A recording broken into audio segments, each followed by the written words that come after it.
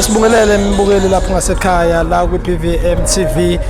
Njengamanje sizokhuluma nensizwa ekade idlala la ngaphakathi. Ake sizwe igama lensizwa ukuthi bayibiza ubani. Ngusibonele igama ngiphume eMtubatuba kodwa bangaze ngomjolo.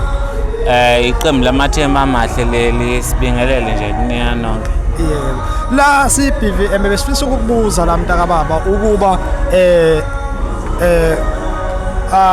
usudlalile ngaphakathi. Uzizwe kanjani abalandeli bakho mabekujabulela kangaka? Ngiqala nje ngibonge mfethu ukuthuthu Maskandi experience mfethu usiphathe kahle kakhulu. Ngibonge nakunina bafethu sizwe sijabule kakhulu bafethu ngijabule nenkinga yami ngihamba nayo sijabule kakhulu.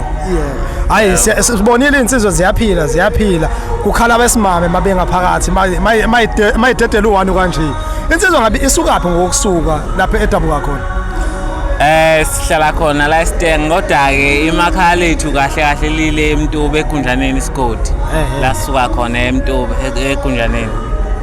Hayi sizwa kahle mntaka baba mhlambe ke singasakupholisela ngamaseko mhlambe insizwa singayilindela kumiphi imicimbi la singase siyilindele khona nawo sibheke kwimicimbi kaNcibijane kuyojatshulwa left and right.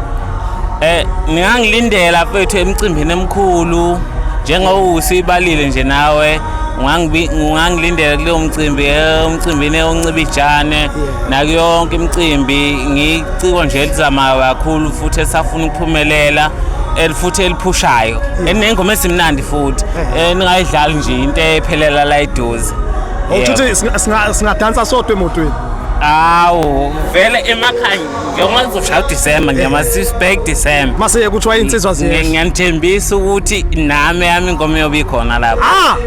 Yebo. Hayi mbukeli lapho emakhaya sibonga kakhulu kuyinsizwa kade idlala la ngaphakathi kuthuthu Maskandi experience sibonga kakhulu CPVM TV sibonga kakhulu lapho usasibukele siyabonga.